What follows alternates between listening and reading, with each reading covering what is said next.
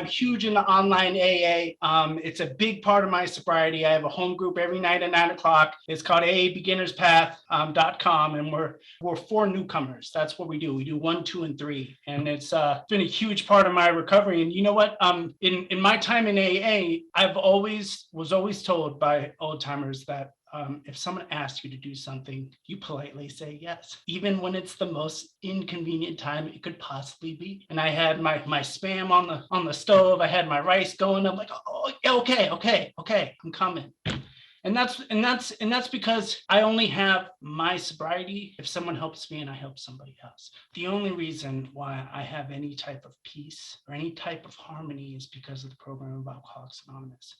I was born in San Francisco, California. I have 5 brothers and sisters, and I was born in Portland, Oregon. I first want to say my parents met in Alcoholics Anonymous in 1967 in New Haven, Connecticut, and they were married at the first meeting that they met at, the same church there. I come from a huge background of alcoholics.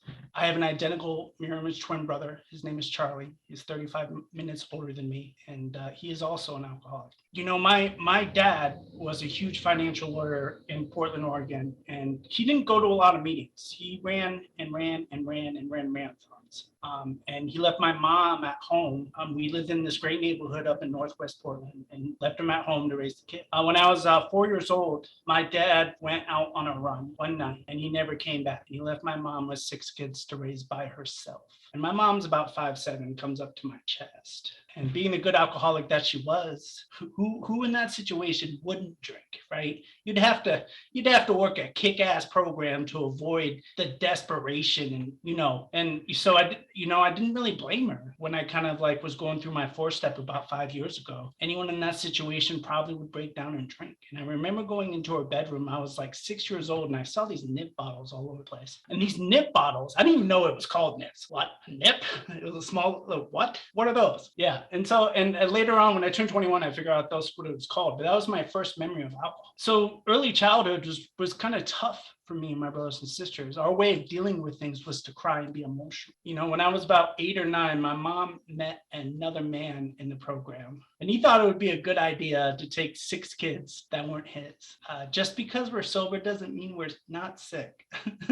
And I had a conversation with him not 2 weeks ago, and he said he was having a survivor complex, whatever that means. He was trying to do right, and he took on 6 kids that weren't his, and he fell in love with my mother. And he had about 11 years sober. He couldn't communicate. His only way of communicate was to yell. He wasn't a hugger. He wasn't a crier. He was a yeller. And it made growing up difficult because I'm none of those things. I'm a huge hugger. Love to hug.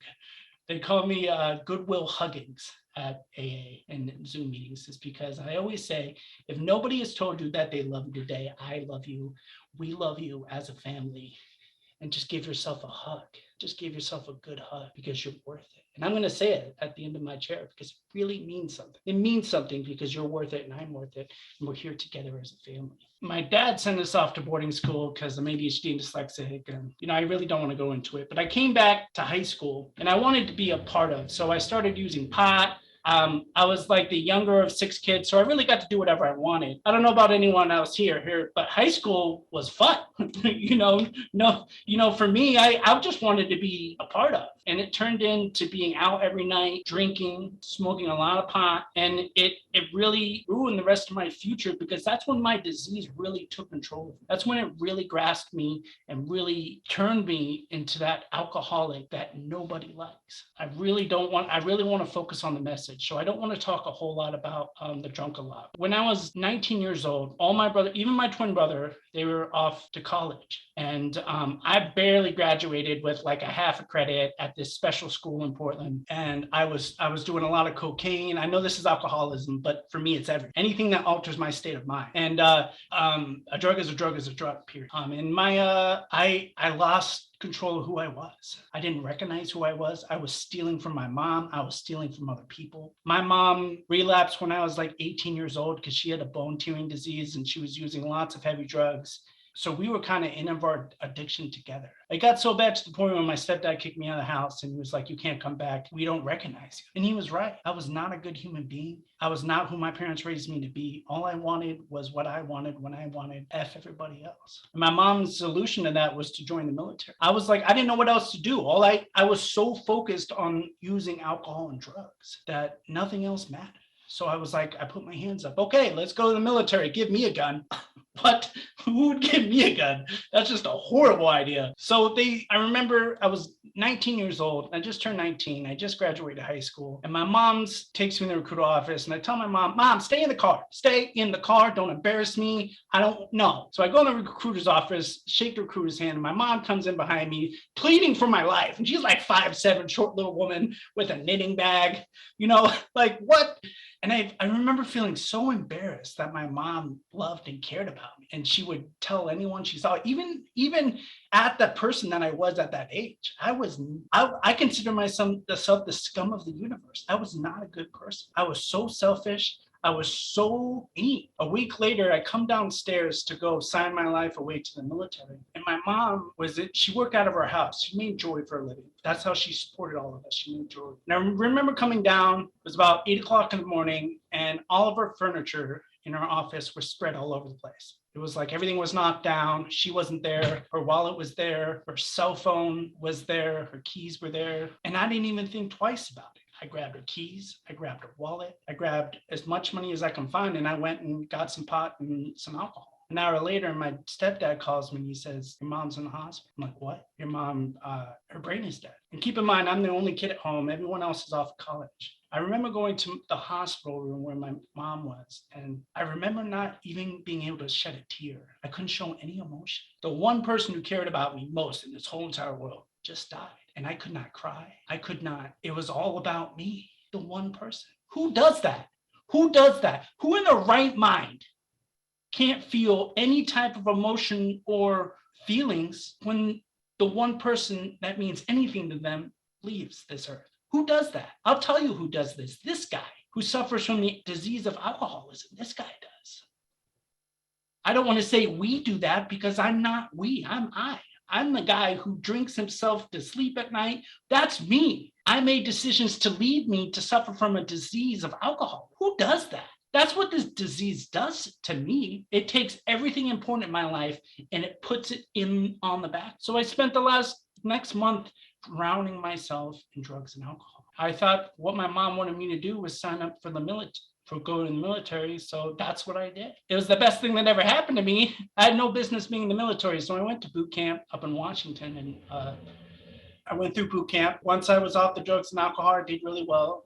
It was about 5 years after 9/11, or 6 years. I thought I was going to be sent to a base, but I ended up getting sent to Iraq. I did a tour and a half. I was a special operations truck driver. That means I ran missions in the night on back roads in the deserts, delivering water, food, medication, explosives, whatever you name it. And the things I had to do and the things I had to witness, kind of unspeakable. And this is the truth. And I had to go through all these things without really my clutch, my alcohol and drugs. I couldn't, I snuck it here and there and I was able to get what I wanted. But I had no business being in the military after losing my parents, after losing my mother, watching her die right in front of me. I had no business. But I thought that's what she wanted. Little did I know how much it would affect the rest of my life. I'm proud to serve my country. I'm proud that I was able to stand by my brothers. But it just made things worse. I remember coming back I was living in North Carolina after coming back from deployment, and I just drowned myself. I just drowned myself in alcohol and anything I could get my hands on, to the point of like straight thievery.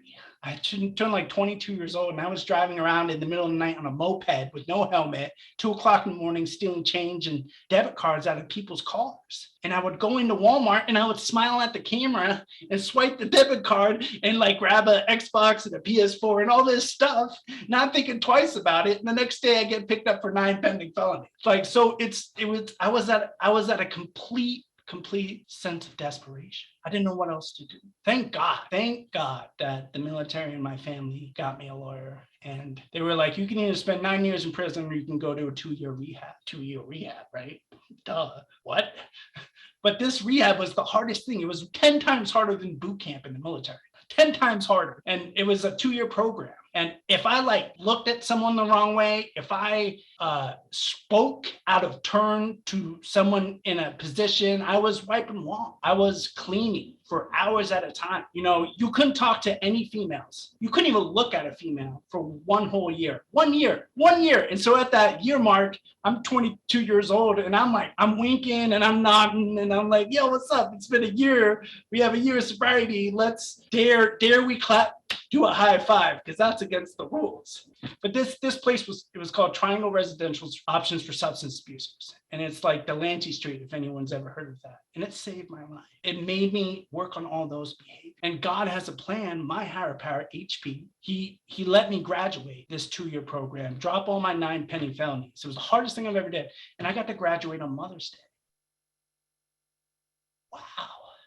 The one person on this earth that I need to make amends to, and I graduated 2-year rehab, they gave me this cool ass ring with, it looked like a college graduation ring. Like, who graduates from rehab? I had like a black cap on, a black gown, like the whole deal. Like I'm graduating college, but it was rehab. There was like 13 of us who made it through this program out of 60 people. I'm wearing like a graduation cap. I'm so proud. Like I just got my PhD. My brother, oldest brother's in the crowd. He just graduated from law school and I'm up on this stage. I'm like feeling so proud of rehab, graduated rehab, 2 years sobriety. And I lifted up my hand and I said, Happy Mother's Day, Mom. And the spiritual awakening that I had on that day, oh my God. I was like, sobriety, living sober is possible. So, and I want to fast forward, but that was the bottom of the bottom of the bottom. And I had to work, I had to pray, and I finally got to see the light at the end of the tunnel. I was so terrified about having to do anything like that again. I moved up to Vermont with my sister, and I went to a meeting every day for the next 4.5 years. I got a sponsor. I did the steps. I was of service. I think I made coffee every single day at 6 o'clock at night for almost 1.5 years. You know, and I lived in this small town, Vermont, and there was like 10 of us who were under 30. And we would go out to dinner every night after the meeting. We would go play board games or drink Red Bull. And I had a blast. I had a great time, but I was young. So I was about 26 years old, and I'm fast forwarding, guys. So bear with me. I'm fast forwarding. I was like 26 years old, and I was working with teenagers with substance abuse issues. And I thought as long as I didn't drink or do drugs, I could do anything that I want, and I could treat anyone like I want. I stopped working the steps. I stopped working a foundation in my program, and I started to become that person, that addictive personality, selfish person again. I wasn't drunk or using, but those behaviors came back up and controlled my life because I stopped working a program of Alcoholics Anonymous. And after 5.5 years, I relapsed. Relapse happened, but it doesn't have to be an option. It doesn't have to be an option. It doesn't have to be a thing. You don't have to relapse. I don't have to relapse, but it was my decision. And I look at here. When I pick up that drink, it's like I never stopped after 5.5 years. And I thought that I would be back to AA in like 2 years. I was back in AA within a year, and I had to watch myself lose everything. And when I mean everything, I mean everything. Please listen to what I'm saying. I had to watch myself lose absolutely everything I've worked so hard because drinking and smoking pot was more important. And I became that evil, selfish person again. In a span of 9 months, almost 6 years of sobriety down the hole because I chose to stop working the program of Alcoholics Anonymous. So I had to pick up a white chip again. Talk about the heaviest white chip. 5.5 years later, you had to pick up a white chip. I put myself in the treatment center. What did I do? I met a female. Hey, right? She had 1.5 years sober, and I had 5.5 years of experience, but I relapsed. She was the most beautiful woman I've ever met in my whole time. The first time I met her, we were out in the middle of the woods chopping wood. She had an axe and a cigar, and her leg was up on the stump like Captain Morgan. She was smoking a cigar, and she had an axe on her shoulder. And I was like, and that's the woman for me. That's her right there. I fell in love, right? I was like, ooh, like gorgeous woman, like, but we met in a rehab. So you know, she had about 2 years. We left the program, and I had 8 months, and we got pregnant. And I'm like, when I was younger, I was not responsible at all. I wasn't responsible. I did what I wanted. I thought if I was going to be a dad, it would have already happened, but no. 30 years old, and we get pregnant. And I was so serious about my recovery. Like I met this beautiful woman about to have a baby, and I worked my butt off. I did the steps again. I went to a bunch of meetings. I did what they told me to do because I wanted that life. I wanted that happy. 8 months later, my first son was born. His name was Caleb, and he was born with a rare chromosome disease. My ex-wife and I, we got married in the IC unit, the baby IC unit. Our son's respiratory therapist was the one he was an ordained minister and married. So it was the doctor and the nursing staff, and we got married while my first son was alive. And I knitted him this huge blanket. My mom knitted, so I knit. They used to call me Will the Knitter. They still do sometimes. And I knit in meetings, and I give hats to newcomers when I finish a hat or something. And I knit him this huge blanket, and I put it on his incubator. And we thought if we did the right thing and got married, God would let us have it. And she had about 2.5 years at a time. She had never experienced any loss, but me over here, I'm full of loss. I've lost a lot. I've lost everything. And a month after we were married, I held my son in my arms while he died. I remember looking up to the ceiling and asking, why? What did I do? I lost both my parents before I was 19. I served my country in Iraq, and I witnessed some things that were absolutely horrible. I thought that I was doing the right thing. I thought I was doing good. And here, my higher power takes my son away from me, and I'm holding him in my arms, and I'm like, why? And let me tell you the power of the program. There was 15 people in the waiting rooms. They all had their big books in their lap, and they had a cup of coffee, and the lights were turned down, and my wife and I go in there, and the amount of love and safety that we felt was next to none. And I was able to stay sober through the worst day of my life, through the fellowship and through AA. I don't know what it is about me and my ex-wife, but as soon as my son passed away, boom, we're pregnant again, right out the door. And I'm like, what? Huh? What is special about this woman? Because I should have been the father 10 times over. And 9 months later, my son, Oakland William Perks, was born, and he was the best thing that's ever happened. Beautiful, beautiful baby. And then life started to happen. Then the day-to-day life started to happen. And I didn't fully work through the steps with the loss of my son, so it weighed on me, and it weighed on her. My son was 1, and I had a 4.5 years or close to 4 years sober, I think. And life got lifey. Wife and I argued all the time. I wasn't doing what I was supposed to be doing. She wasn't doing what she was supposed to be doing. She got scared, took the kid, and left. And I'm dealing with the loss of my second son because he was taken away from me. And instead of going to a meeting and talking to my sponsor, what did I do? It was easier just to relapse. So I did. So I had 5.5 years, and then I had 4 years. I didn't learn. The disease is sick, people. The disease is sick. After 9 years of total sobriety, my solution is to drink. This disease alcoholic, choose to drink. What happened? I lost everything again. Go figure. But I lost twice as much more as I did the first time. And my liver was failing on February 17th, 2021. My liver was failing, and I was desperate, and I was close to death. And what did I do? I picked up my white chip, and I moved to a sober house, and I went to a meeting twice a day, every day for 6 months. They said do 90 and 90. I did 120, 120. And then I got on Zoom. I was like, fuck Zoom. What? Zoom? You can't get sober on Zoom. What's that? Absolutely wrong. Absolutely wrong. I met a family on Zoom that was next to none. AA Beginner's Path. Every night at 9 o'clock Eastern Standard Time. AABeginnersPath.com.org. So I think it's out. But this family saved my life. I got flown out to Atlanta for my year from someone on Zoom to give me my year medallion, flow me 2,000 miles. And then I decided to move all the way across the country from Boston to Oregon. I'm in Oregon now, and I paid for one hotel room for a 5-day trip. And I stopped in Chicago, Denver, Wyoming, and I stayed with people in the program. And they said, we have you, got you, stay on my couch. If you're a newcomer and you don't know, and you are desperate and you don't know what to do the things that they tell you to do. I have these posters on my wall. I don't know if you see them, but I have to live in my recovery all the time, that I'm going to die. If you're new, just raise your hand and say, hi, my name is Will, and I'm an alcoholic, and I need help. And I promise you someone's going to help you. I'm going to help you if I see you raise your hand. And I promise you someone who has any amount of time in this program is going to help you too, because that's what we do. I have a foundation today. And if I stay in my foundation, I'm granted 1 day of sobriety, 1 day at a time. And this foundation concludes the first 164 pages of the big book. Getting up, getting on my knees and praying in the morning, getting on my knees at night and praying, going to my home group, which is every day. I go to a meeting every day and I help another alcoholic. That's what I do. And then Nekipa, right? I get involved and I stay in my lane. And today my life is pretty good. I'm lucky to say that I've spent more time in recovery than I've ever used.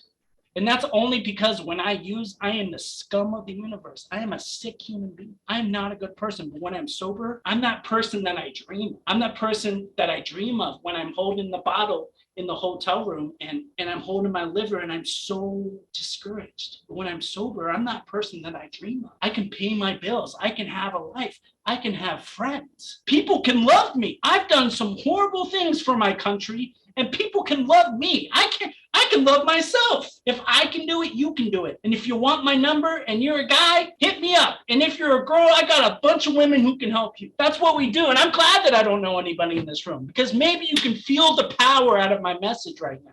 Maybe you can feel the love out of this message right now. I love you. If no one has told you that they love you, I love you. And then we love you in this room because we're all trying to do the same thing. We're all trying to stay sober. We're all trying to do the right thing. And if you think, oh, I got 1 or 2 days and I can't do this, if I can do it, you can do it. I don't know Kate, but she's here. She can do it. You can do it. I don't know Maria. I don't know Kyle. I don't know Andy. I don't know Seth, but they're in a meeting. They can do it. You can do it. Thank you so much for taking up way too much time. But you know what? I hope that I touched someone tonight. I hope that I shared a message of recovery tonight. And I'm sorry if it came out like I was preaching, but this saved my life. I'm a witness that if I follow these simple rules in the program, I get a life next to none. I get a life next to none. And I get to be in a room full of people that I love and appreciate. So thank you so much for letting me share. Love you all. Thank you.